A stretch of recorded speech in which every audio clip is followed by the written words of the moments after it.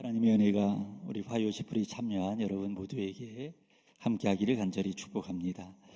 우리 역사와 전통을 자랑하는 모교인 감리교신학대학에서 여러분과 함께 예배할 수 있어서 하나님께 영광을 돌리고 우리 초청해 주신 모든 교수님들께 감사를 드립니다. 중간고사 시험 기간이라고 들었습니다. 맞습니까? 네, 여러분 얼마나 떨리세요? 제가 예배 전에 여러분의 모습을 보니까 다행히 페이퍼 놓고 공부하는 분들은 아무도 안 계시더라고요. 시험 공부를 완전히 마쳤다든가 아니면 하나님 앞에 맡긴다든가 둘 중에 한 개겠죠. 아무쪼록 좋은 시험 보시기를 간절히 바라고요. 이렇게 많은 신학생들 앞에서 설교를 하게 돼서 설레는 마음이 좀 있었고요. 또 두렵게 떨리는 마음이 있었는데 또 어제 총장님께서도 또 미국에서 전화해 주셔서 또 용기를 얻었고 또 오늘 오니까 김진수 교수님, 또 김춘영 교수님, 양성희 교수님이 잘 영접해 주셔서 마음에 많은 위로가 되고 든든했습니다. 20여일인가 우리 학교에 한번 왔었는데 총장님하고 대화를 나눴는데 총장님이 그러시던 거예요. 우리 감리교신학대학 예배가 그렇게 은혜스럽다고요. 그래서 저는 처음에 그 말씀을 듣고 믿지를 좀 못했습니다. 왜냐하면 제가 학교 다닐 때는 1980년대이기 때문에 이 군사정부 독재 시절이었기 때문에 맨날 데모하고 정치적으로 오선했고 학내 사태도 참 많았거든요. 저만 하더라도 이 신석구 목사님 기념관 3층에 올라가서 단식 투쟁하다가 또 이 경찰들이 와서 해산하고 학교가 휴교가 되었어요. 그래서 저는 시골에 내려가서 몇 달 있다가 올라오고 예배 같은 건 별로 없었습니다. 그래서 감시대 채플이 은혜스럽다는 말을 듣고 처음에 믿기지가 않았는데 오늘 와보니까 정말 저는 선교단체에 와 있는 것도 같고 무슨 어떤 선교단체 그 여름 수련회 저녁 집회에 와 있는 것도 같고요. 너무 홀리클럽도 아름답고 여러분들이 다 이렇게 일어서서 박수 치며 찬양하는데 마음에 많이 감동이 되고 특별히 우리 조영진 교수님 참 찬양의 은혜를 많이 받았습니다. 여러분 이를 보니까 우리 감리교 미래가 걱정이 안 되고 정말 마음이 든든해요. 정말 감사드리고 여러분들에 의해서 미래 세대가 없다고 그러는 이 시대에 우리 감리교가 더욱더 든든히 서가기를 간절히 축원합니다. 저는 지난주에 인도네시아에 다녀왔어요. 인도네시아 감리교 신학대학에 가서 설교를 지난주에 했는데 참 모든 것이 열악했습니다. 제가 학교 다니던 40년대 감신의 모습과도 더 떨어진, 페인트는 다 벗겨져 있고 그냥 낙후된 그런 시설에서 전교생 140여 명이 열심히 공부를 하고 있었습니다. 정말 그 가난과 어려움 속에서 학비도 없는 학생들이 공부하고 있는 모습이 참 대견했습니다. 특별히 인도네시아 갔더니 한국 사람들을 그렇게 환영하는 거예요. 그래서 왜 환영하는가 이렇게 물어봤더니만 알고 봤더니 인도네시아 축구팀 감독이 신태용이라는 한국 감독인데 역사적으로 이렇게 좋은 성적을 거둔 적이 없다는 거예요. 이 베트남하고 이 피파 랭킹이 한 50위가 차이가 나는데 베트남을 2번이나 이겼고요.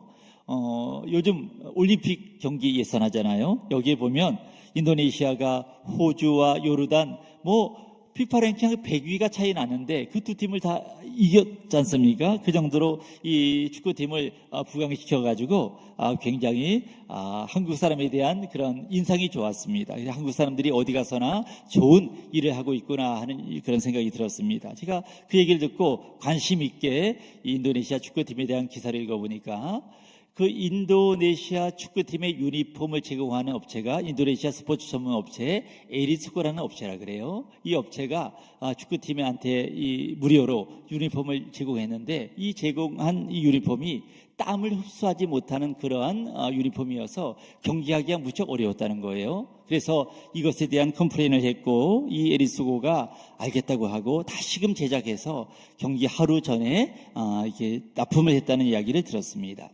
이렇게 사소한 것까지 철저한 준비한 결과 승리를 거둘 수 있었다는 그런 이야기죠. 여러분 모든 일에는 철저한 준비가 필요합니다. 무엇이든 준비 없이 되는 것은 없어요. 하나님도 동일하시죠. 하나님은 준비된 자를 쓰시고 준비되지 않으면 쓰지 않으세요.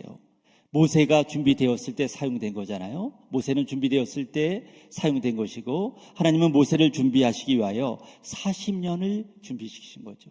그리고 준비되었을 때 쓰시는 거죠. 여러분은 지금 목회자가 되기 위해서 또 다른 분야에서 하나님의 일을 하기 위해서 신학을 공부하고 있습니다. 이 선지동산에서 공부하는 기간은 준비하는 기간이죠. 이곳에서 어떻게 준비하느냐에 따라서 하나님이 여러분을 쓰시기도 하고 쓰지 않기도 하죠. 일찍 쓰기도 하고 준비된 후에 늦게 쓰기도 하죠. 그렇다면 우리가 이곳에서 무엇을 준비해야 될까요?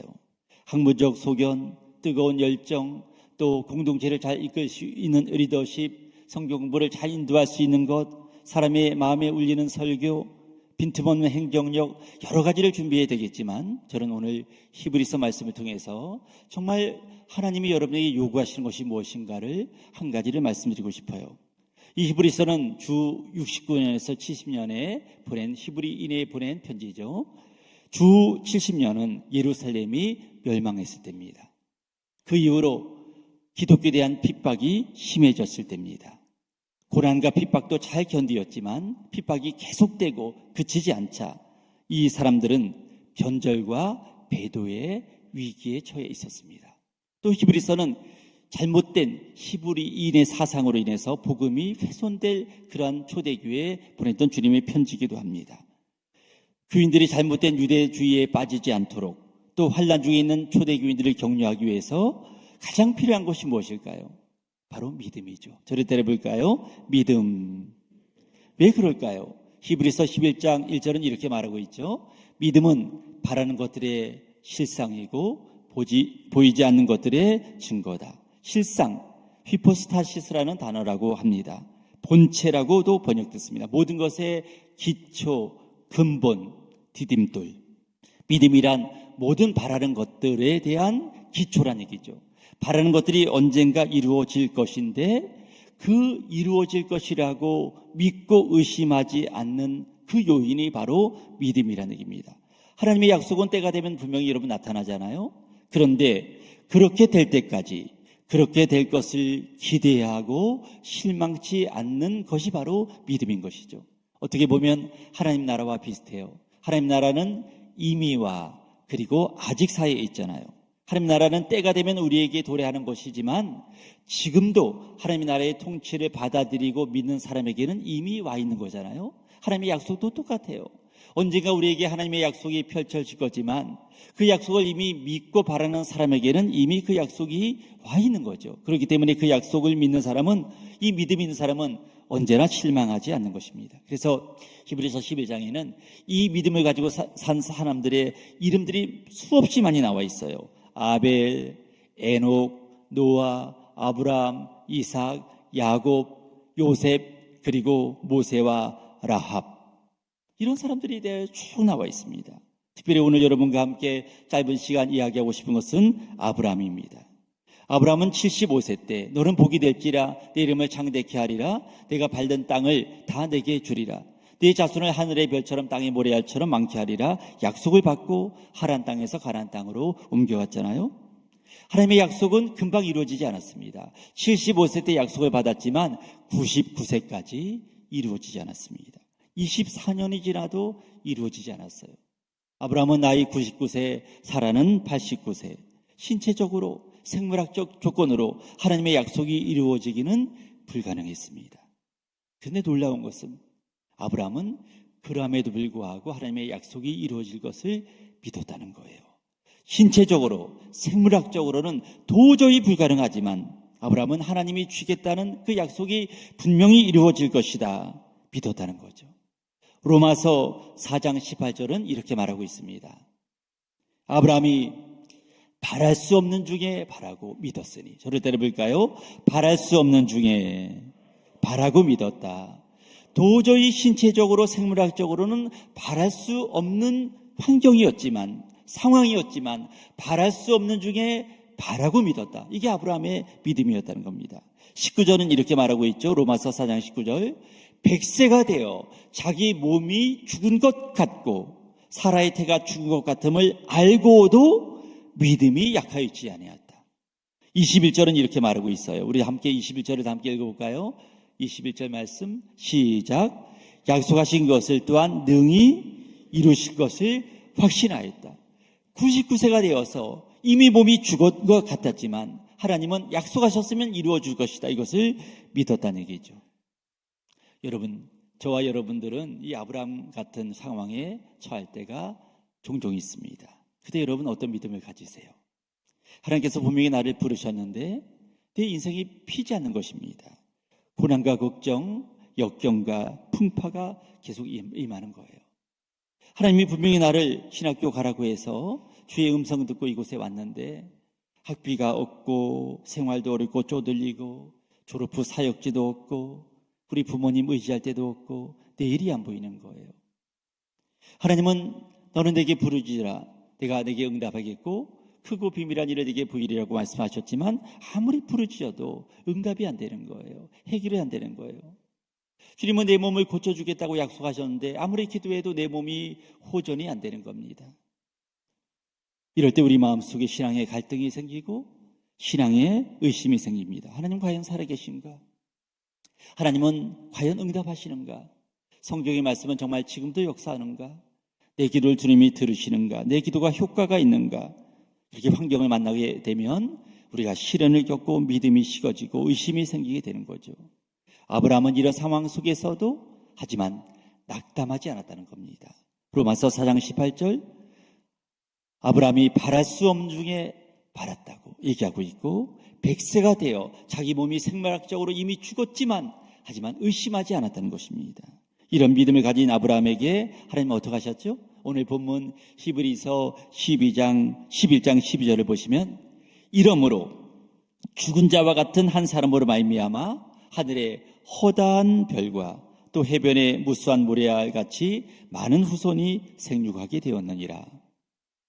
저는 82년에 우리 감신을 들어왔습니다. 시골에서 이불 보따리 하나 들고 우리 감신대에 충정로 기숙사에 들어왔습니다. 신학교 다닐 때 저희 아버지가 공무원이셔가지고 아주 지방 공무원 박봉 정말 어려웠어요. 제 동생은 다른 데 살고 또 새 살림을 해야 되기 때문에 정말 제가 어렵게 신학교를 살았습니다. 실습교회 영등포에 있는 교회 토요일날 우리 학생들을 가르치러 가야 되는데 신발이 없었어요. 신발이 빵꾸가 나서 갈 수가 없었습니다. 기숙사 같이 쓰는 형님에게 형님 내일 토요일에 무슨 일 있으세요? 물어봤습니다. 무슨 좋은 어떻게 같이 놀러 가자는지 알고 아무 일도 없는데 어디 가려고?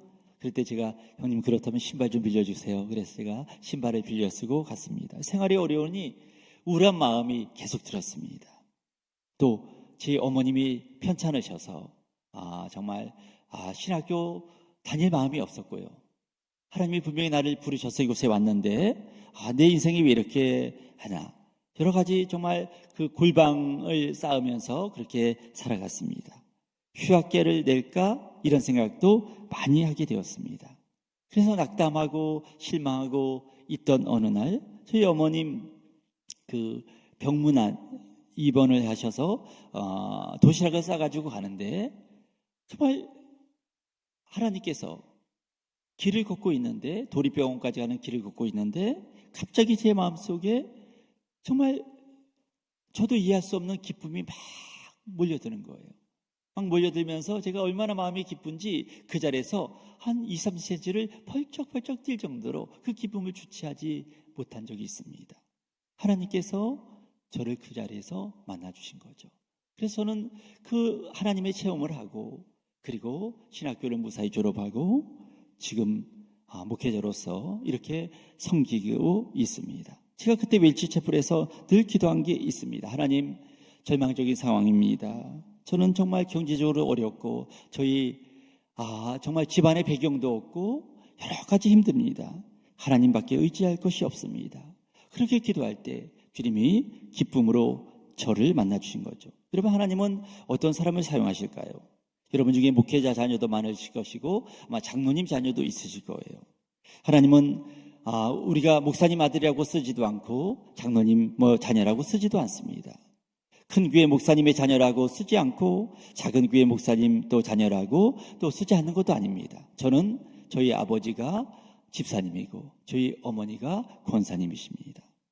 하나님은 우리가 얼마나 주님을 의지하고 살아가느냐 이것을 우리가 보시는 것이지 우리 집안이 어떠느냐 우리 부모님이 무슨 큰 교회 목회를 하느냐 작은 목회를 하느냐 이것을 절대로 보지 않습니다. 우리가 믿음을 가지고 주님을 신실히 의지하고 그리고 나간다면 하나님은 우리를 사용하시는 거죠. 이런 목회 전선에 나가보면 지금보다 더 크고 어려운 일들이 많이 있습니다. 그럴 때 우리가 요구되는 것, 우리가 준비해야 될 것이 뭘까요? 아브라함이 가졌던 믿음, 바랄 수 없는 중에 바라고 그리고 믿을 수 없는 중에 믿는 이 믿음이 필요합니다. 아는 만큼 보인다는 말이 있잖아요. 알지 못하면 정말 소중한 것을 가지고도 우리가 그 소중한 것을 인식하지 못하는 것입니다. 러시아가 그 귀한 알래스카 땅을 왜 1에이커에 2센트에 팔았을까요? 모르기 때문이죠. 여러분에게 있는 좋은 하나님의 역사와 여러분이 하나님과 동행하시는 그 동행함, 이 귀한 것, 여러분이 이것을 정말로 알고 믿고 어떤 절망적인 상황과 어려운 상황에 처할지도 몰라도 아브라함이 바랄 수 없는 중에 바랬다고 하잖아요. 이 믿음 가지고 아브라함이 승리했듯이 우리 감리교 신학대학의 모든 신학생들이 이 믿음을 가지고 지금도 마찬가지지만 목회 전선에서도 승리하고 여러분의 길이 열리는 귀한 믿음의 삶을 살기를 주의 이름으로 간절히 축원합니다. 하나님 아버지 감사합니다. 어렵고 힘든 삶이 우리에게 전개될 수 있어도 아브라함이 바랄 수 없는 중에 바랬듯이 우리가 끝까지 주님이 우리를 신학교에 불러주신 이 믿음을 갖도록 도와주시고 이 믿음을 가지고 결국 주님이 펼쳐주시는 놀라운 미래를 우리 모두 눈으로 보도록 도와주옵소서. 예수님 귀하신 이름으로 간절히 기도하옵나이다.